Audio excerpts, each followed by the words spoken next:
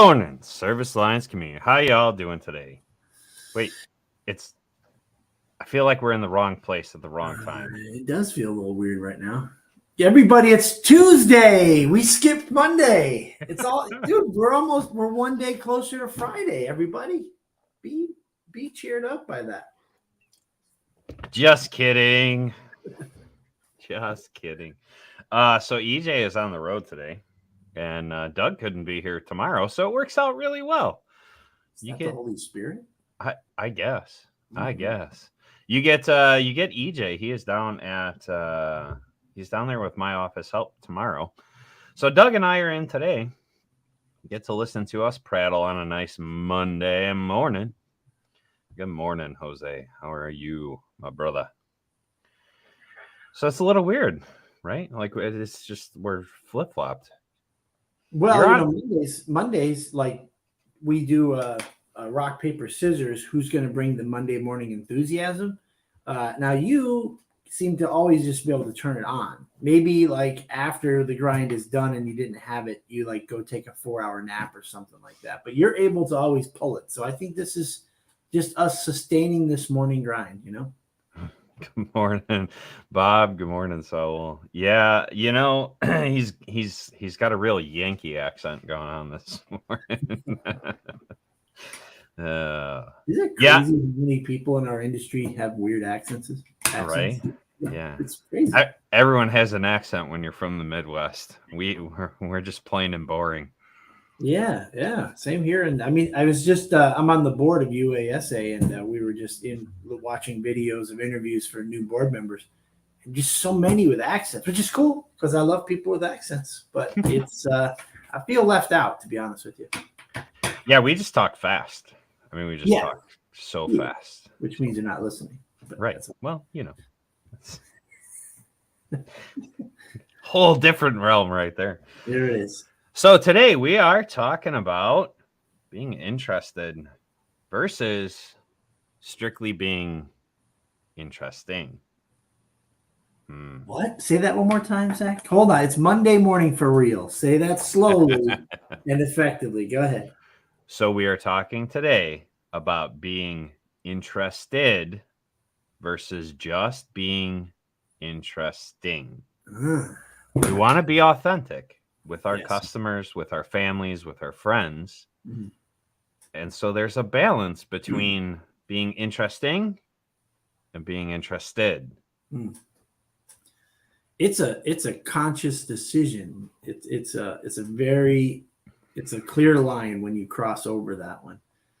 Let me tell you something. We had a visitor come to our church like 15 plus years ago, and his name is Ted Sprague, and he's from Atlanta, right? And he has a what do you call it? Evangelistic ministry of outreach. And his theory is that you need to be intentional. So like he loves golf. So every Saturday he would go to the golfing range, the golf course, and he would specifically go by himself so that he could be paired up in other groups. And then what he would do is he would I'm not sure where to go with that one. So I don't know what that means. So what his goal is to meet new people intentionally, being intentional, and then asking meaningful questions of these new people. Nothing like probing, like do you want to go to heaven, but just ask meaningful questions of who they are, what they're interested in. And then he says what happens is you start to fall in love with their soul. And then from there, you begin to develop a relationship. And once you have a relationship, then you can go into those really, personal spaces like, in this case, God and your salvation. But I bought into that completely. And I was still a technician on the road. And I would say a quick prayer before going in the house. Hey, just, help me fall in love with their soul and ask meaningful questions. And a lot of great bonds came out of those times where I fixed a dishwasher, but I also made a new friend, and it was reciprocal for sure. I promise you guys. That's awesome. They felt the same way. That's awesome. Yeah. And for my fellow ADHD brothers and sisters, because Zach wasn't listening to a word I just said. No, I was. I'm kidding. Good night, son. Good. No, so for the fellow ADHDers out there, what Doug was saying about being intentional. If you ever wonder why I ask so many questions, why I spend more time asking you questions, is because I have to be like over intentional. Mm. It's something that I've learned about myself in the ADHD. I the way most people think, um, I would share a story, right, to relate. I'm not trying to be interesting. I'm genuinely, that's how I share interest, but it doesn't always come across that way. And so I So have does that help you, or does that help the other party, or is it both? so With your this is sort of an approach that you use, right? so if I just interject a story, for me, that's me related. Like if I'm just like, yeah, this one time, Doug sharing a great story, and I just, yeah, this one time I did that. It's not me trying to one up. It's not me Right. trying to. Yeah.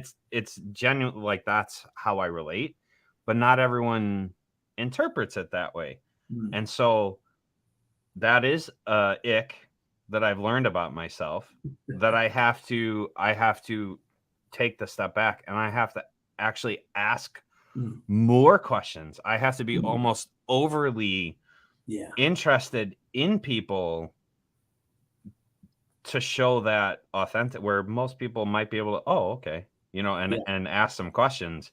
It takes a lot more effort if that's one of your icks. So Yeah. Yeah. Well, and that's working on yourself. That's identifying and understanding who you are, mhm. and having your desire is to make connections with people and be authentic. And so I like that, man. I like that a lot. That's really cool, Zach. Yeah, so you're getting all sides of the spectrum today. We're going all over the place with this. We're gonna go all over the place. Unless my laptop battery dies. So you bring us into prayer. I'm gonna go get my charger out of the car. All Okay. right, I'll All pray right. us in. All right, here we go.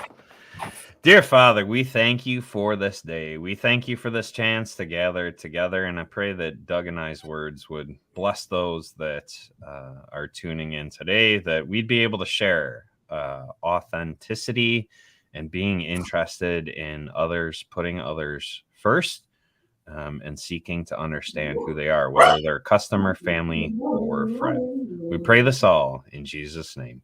Amen. So while Doug is running away, drop in the chat if you guys have ever struggled, or if you have tips on how to be interested in customers, family, friends, versus showing that you're an interesting person. How many of you have maybe struggled with that? Or how many of you have found success in that genuine connection as you float through this thing called life? I asked our audience to share, in case you didn't hear it, Doug. I asked them to I share in did. the comments what they're going through. So That's great. That's great. I feel like you have just always come across as an extremely genuine person, and I Mm. think you have a really good connection with customers. So I kind of want to start from your side Mm. of the pond, and share with us like how you've approached being authentic and connecting with customers, employees, friends, all that stuff. Yeah. Yeah. Yeah. I think the purpose and intent for me all the time is to make as many people friends Mm. with me, whether that's a customer, an employee, a friend from church, or a new person. I just want people to feel welcomed. I want people to feel valued.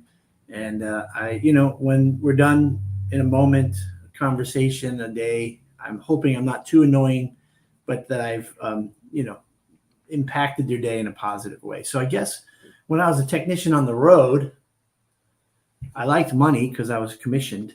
But that I always knew that was going to be a byproduct of me doing the authentic thing, which is meeting new people and trying to win them over and make them customers for life. That's a brand, that part of our branding at Action Appliance. And so that lined up with very well with me, that I'm not focused on collecting a check or selling a big job. I'm focused on a customer that's going to say, "Hey, I'd like you guys back out, and I really want Doug out there." So I think that happens. Same thing. And now that I'm in charge with employees, it's the same thing. I mean, my basic goals, if I wanted to just look at everything like cattle and channels, is I just need all the guys to come to work, need them to do all their service calls, not to burn down a house, to sell as many jobs as possible, to get as many positive reviews as possible. That's the goal. If you want to not be authentic, So for me, it's about buy-in, and it's about like employees loving their job so much that they want to take care of the customer first. So it's the long game all the time for me. Right. Yeah. So Bob chimes in with that. Sometimes I try and find something I have in common with the customer. Helps me begin to build a relationship, but I have to search for the commonality. That's being intentional. That is being intentional to be interested in someone versus being interesting. And that's what Doug was just sharing. Like, but like that could sound like a sales strategy, but we all know Bob, right. And we know that that's not the case. And so I don't know where that little gray area works, where it's like, what's your purpose and intent? But Bob, I do the same exact thing. We had an angry customer about price and value, and she sounded really old, and the machine was only 3 years old. So the sticker shock was that the 3-year-old GE washer already needed a water valve. And so that commonality obviously was, remember when appliances used to be built to last. And so she shared what she shared. And I said, you've got to be incredibly frustrated, because I believe you and I are of a similar age where we remember things. And then that just opened up the box for her to share about, I had this washer and I had that washer, and life has changed so much. And in that conversation, she revealed that her husband just died a few days earlier. So what's crazy is we did not know anything about that. The office staff member, because I can listen to all the recordings, the technician, and even myself. But we had to talk about her first ringer washer, which then got us to a point where she, I don't know, trusted me enough to then say, I really don't need this, because my husband just died, the Monday prior. And I'm like, wow, you definitely don't need this. You need this and then I'm thinking, I don't know how he passed away, but she finished the sentence like a hole in your head, So, and then from there, everything went really well, talked about awesome. You and all that. So isn't that crazy that she revealed midway through, after talking about reminiscence of a ringer washer, that her husband just died? Yeah. And that's the stuff that our people are dealing with. That's why it's way more fun than fixing appliances, is meeting people and changing their life when you have that window of opportunity to do it. Life is more fun that way, at least for me. How about you, ADHD? Is the same thing for you too, Zach? So this is one advantage, my fellow ADHD brothers and sisters in the audience we have, is we hyperfixate on different crap all the time. And so we can go out and we can buy, I don't know, a 3D printer and just like 3D print the crap out of stuff, and then notice like that in someone's house and be like, oh yeah, I've done some 3D printing. It's pretty cool. Like, tell me about what got you into 3D printing, and then you just disappear into something else. Or, oh, hey, you got a lacrosse ball in the house. I played lacrosse once upon a time. Like, that's pretty cool. Tell me about your experience. And so that's one of the things that we have as an advantage. Is we tend to just kind of float through hobbies. And so we've got more experiences. Yeah. And it helps us connect on that authentic. So, for example, you were sharing the story about connecting with this old lady. So we're in a house the other day, and we're finishing measuring, and we're waiting for this lady's husband to come home, because he had some questions and he wanted to go through some stuff with us. And it took us a little bit to measure, so it's not a big deal. And so as we're talking with her, just asking any questions that she had, I look down on the table and I see a sign language sheet. I'm like, oh, who's learning sign language? She goes, well, my son. I'm like, oh, that's really cool. Is that like school or intention? You know, like, is it just a class that he has to do, or is that what? And she goes, no, it's a club in school. Like he enjoys doing it, but his adopted sister is partially deaf. She only has one ear. She can hear kind of out of the other, but she doesn't know sign language or anything like that. She doesn't really need it. She communicates fine, but it got him interested in it. I said, oh, that's really cool. That is so cool. And I said, when I was younger, one of my great friends growing up, my parents' best friend's son was completely deaf. He has double cochlear implants because he's been deaf his entire life. So we learned sign language as kids to be able to connect with him. Obviously as time went on, he was able to get the implants and he can hear and whatever. But, that was a place to connect. She's like, yeah, so we, our daughter we adopted from China, da, da, da. And I said, that's amazing. So that is really cool. Like my sister and brother-in-law were looking to adopt from China. They actually lived in China for almost a decade. And her head just kind of went to the side. I went, yeah, like they came back, literally made it back right before COVID. Like everything slammed shut and they were just landing in the United States. And so, but it was an authentic connection. We were able to connect more as Matt was chatting with her husband. Yeah. When the husband got home. And so, just finding those moments, like it can feel like a sales pitch if you view it as a sales pitch. But if you are genuinely trying to connect with the people that you're serving, it will come across very authentic, right? Oh, absolutely.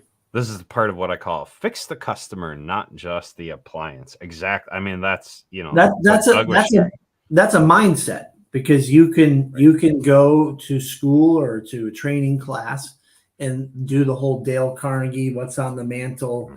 There's a trophy. Oh, what's the trophy of? And then you start to all the things that we've talked about. But if you can authentically make that connection, then you're all set from there. It's going to go well, But yeah, aren't we always like when we have to buy something, even like switching cell phone companies, they want to give the whole stupid pitch and and it's just like you're just waiting to get through it.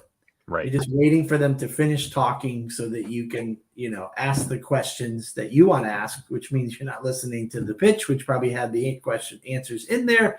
But if it sounds like a pitch, then we're going to tune out, so we really got to, gosh, I wonder, I mean, it's hard to imagine that there's people that listen to the grind, because we talk about mindset and people all day long. Is there possibly anyone that watches the grind that struggles in this way or doesn't see the benefit of it? Saul's mad because we're picking on the sales pitch. Now listen, Saul, the reality is I am now part of sales, right? Like what I spend majority of my time doing is sales, but if it's a pitch, it's not working, man. Like, and I feel like that's why Saul attracts new customers, is because it isn't a pitch. No, because it isn't a pitch. Like, I don't think Saul would connect with people if. But wait, ma'am, if you sign up now, right. I'll get you some Cuban coffee, right, for free. Right. Is that how you do it, Saul? But wait, there's more. This is authentic, but I don't know that that's a way to connect with the customer. Customer refused to pay me, so I cut the cord and walked away. Never heard anything. Does that count? Well, it's authentic. It is definitely authentic. And I can tell you many of us have been in that situation, but maybe not cut the cord. Maybe just I don't know. I don't know how to answer that one, because there's been plenty of times where I've thought about that. See, look at Saul. Saul's working every aspect of him into it, man. That's authentic right there. Bringing Cuban coffee. Do you bring like a bunch of Tums for the heartburn after, for the strong bitter coffee? Oh, that's funny. That's funny. But I, so the reality is, like, if you are genuinely trying to connect, it is going to come across. Yeah. If you are genuinely trying to connect, you are naturally going to be more interested versus trying to be interesting. And that's kind of what I was sharing from the perspective of my experience. Like, I have done a lot of things. Like, Matt's like, dude, I didn't even know that about, like, because I don't always just everything that I've done, but like, we're in this neighborhood. I'm like, yeah, I took piano lessons when I was a kid around the corner. I grew up in this neighborhood taking piano lessons till I was probably in high school. He goes, I didn't know you played the piano. I'm like, I don't well. I was forced to take piano lessons, right? But it was just something that I had done in my life. He's like, the more we talk, the more I find out this weird stuff about you.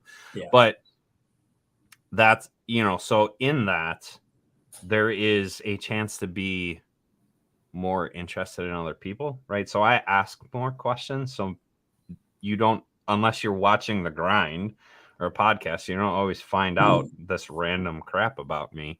Because in a normal conversation, I'm going to ask you more about you than I'm going to share about me. And that's a great point, because it's not about, kind of identifying and showing your commonality there. It's just about being sympathetic and empathetic, right? I mean, when someone shares something and you've been through it, all you have to do is let them understand that what that feels like. Like, wow, that had to be super scary to do that. And they're like, it was. Oh my, it really. And then they go on some more. And really, I mean, I don't share a ton of stuff about my own personal life. It's just, if they can realize that you authentically know exactly what they're feeling or something like it, that's it. It's all over. And then there's times when I'm like I have no clue what it feels like, and I might say just that. Like, I got to tell you something. I've been doing this a long time. I can't even, like, I have no way to even comprehend what that's like. That's me telling them, this is pretty cool, and I tell me more. I don't understand, without saying it, and then they share what they want to share, and then from there you develop that rapport, right? And this is important with your employees as well. So. Well, we're always full of spoilers. It's wibbly wobbly, timey wimey Doctor Who land here with Doug and I. So That's it. I want to go back to this. I don't sell, I serve, and that is exactly why I know that Saul is a great salesman, because he doesn't sell. He's actually out there serving people. When I read that comment come up, by the way, at first I thought he meant, like, no, I serve them Cuban coffee. I don't sell them the Cuban coffee. Not mutually exclusive. Both are true. That's right. It is true. Yeah. No, I should just. I'm gonna fly down and just hang out with Saul. I gotta hang out with Saul. Yeah. Sounds good. Have you met Saul yet? I have not. He seems like a very interesting person. I see him on LinkedIn, and obviously I see him on The Grind. So I'm interested to meet him and learn more about him. I want to go back to the little sneaky comment that you made in there, and it's a phrase that I learned in the coaching business, and it is so valuable, and it applies anywhere. Tell me more about that. Yes. Yeah. And just leave the space. Like, even if they don't answer right away, just leave that space. Tell me more about that. Yeah. And then shut up. Yeah. Right? Like, the tendency on the phone or the tendency in person is like, tell me more about that. Oh, okay. And then you just launch right in. You don't give them a chance to speak. And so silence is a good thing. When you are seeking to connect, you leave the space to have the connection if you shut up long enough to hear the answer. So tell me more about that. It's such a powerful tool. I love that as a tool. conversations in trying Absolutely. to connect with people. It's something I started doing when I realized that by the end of the day, sometimes my voice would be shot after a full day of calls, and I'm like, holy cow, I think I'm just talking the whole time, and they're appreciating it. But these introverted folks, so which is not me, um, before they want to respond, they have to like raise an eyebrow or take a little bit of a breath or cock their head. And so it's crazy, like in employee meetings, as I'm trying to draw engagement. I never want to have a meeting where I'm just sharing stuff. That's going to go hardly anywhere. There's going to be very little penetration. So it's engagement. But to watch the room and to try to squelch the Dougs that talk, have an answer or comment for everything, but to see, Max in the corner, and as he goes to take a little bit of a breath, and I think he's about to say something, I've got to create an awkward moment of 3 seconds or 5 seconds of nothing and just stare at them all. And then sure enough, you see those introverted folks come up and they have the best and greatest things to say because they think it through. They're not just spewing what's coming out of their brain. It's well thought out. It's very impressive, but you've got to create that space. So yeah, I mean, if you're a talker like me, you gotta like ask a great question. Like, well, that's incredible. I mean, I've never heard of anything like that. Tell me more about that. And then now you get to diagnose the dishwasher in peace because they're going to just be sharing, and there's that dual purpose going on. So I've had people tell me that I'm a natural podcast host, and you know why? Because I shut up and ask more questions. Mm-hmm. Like, and I do that because of my training in sales, because of my training in coaching. That space that Doug was talking about, like in those meetings, it's a very real thing. And if you've never experienced that with a customer, an employee, try it on your wife or your husband once in a while. Like, just ask a question and shut up. It's amazing the connection that happens. The other piece of this, I struggle with, you hear people say, well, be your authentic self. It's really hard to be anything but your authentic self because you are you, right? Like, you are you. Now, you can force being something you are not, but more often than not, your equilibrium, I guess, is the real you, is who you are. That's why it took me a long time to realize that I needed to ask more questions and stop trying to be interesting. Yeah. It came across as interesting versus interested because that was my natural equilibrium. I had to move the thermostat over a little bit and find a new equilibrium. Have you ever experienced that? Yeah, absolutely. Actually, more in a couple of friends that I know at church. One guy, super shy about so much, and he never spoke often. But when he did, he got really deep really fast, right? So he's talking to me, and he goes, "I recognize this in me that I'm just turned off, intimidated about reaching out. So this is what I'm going to do." And he like signed up in 3 different ministries as a volunteer, where he had to go and put himself out there. And to this day, that was maybe more than 10 years ago, he's transformed himself in a way.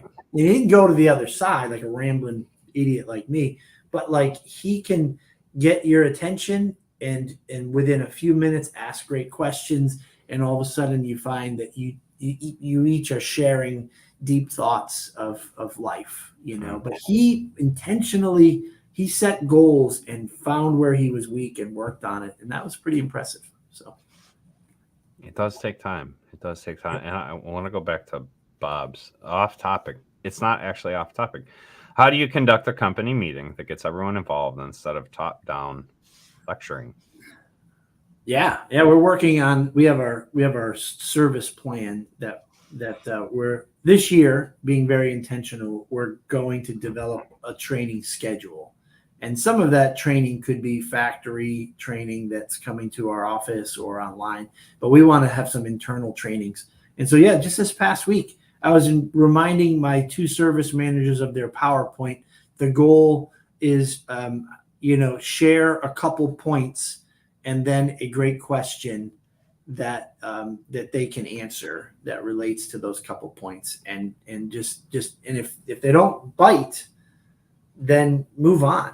I think lecturing is almost as bad as having a meeting go an hour and they only get 10%, is worse than having a meeting that went 30 minutes and there was involvement and engagement. So I think, and I reminded them, it's going to be painful and scary and nerve wracking, if there's not a lot of buy-in. But that meeting, if it ends in 28 minutes, and you got through to one of 8 points or 5 points, this is my experiment anyway.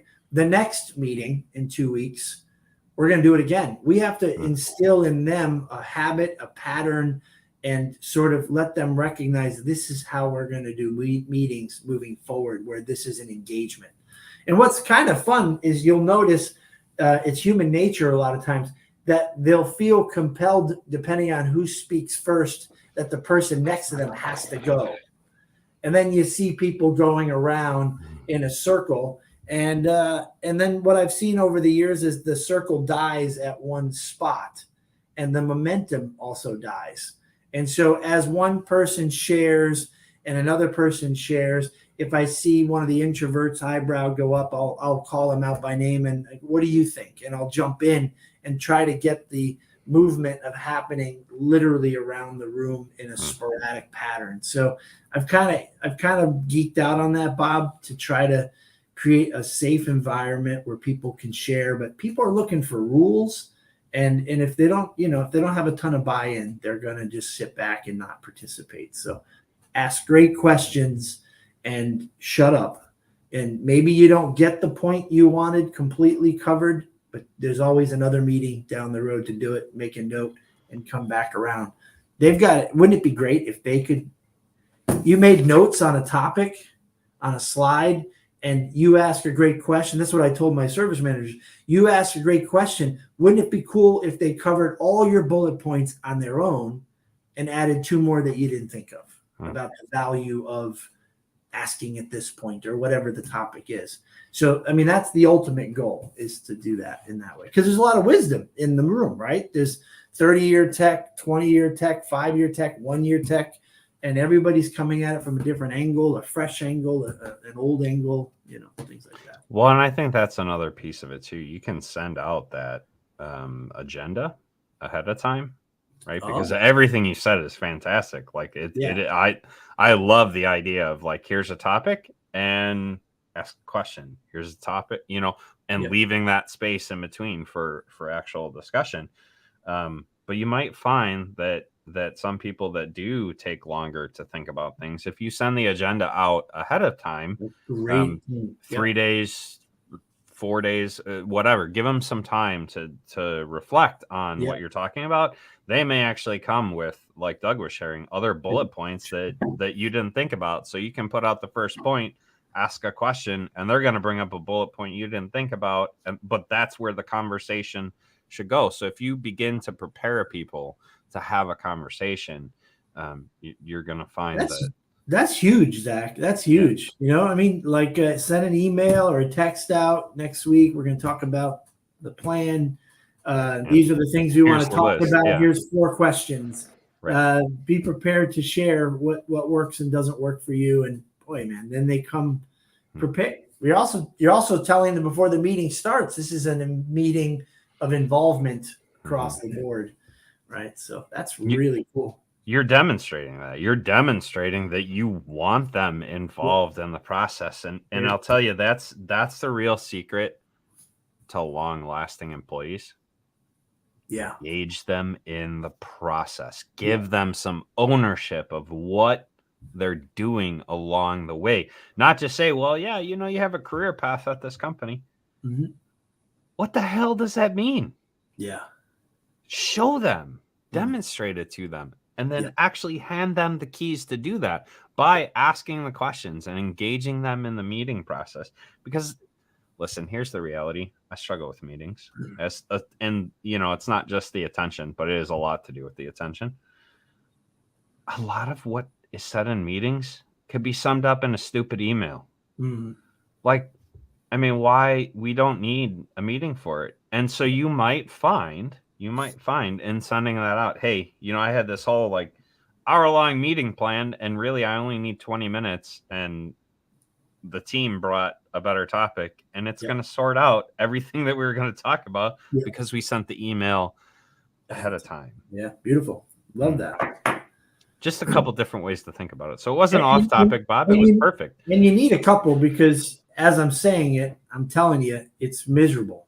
It's difficult. And to create a mindset and a pattern that you've never had before is not easy. So I know that, but some of the leaders in my company are like, well, that failed. I'm like, not necessarily. What did we learn from it? Right. Let's build on what we just learned.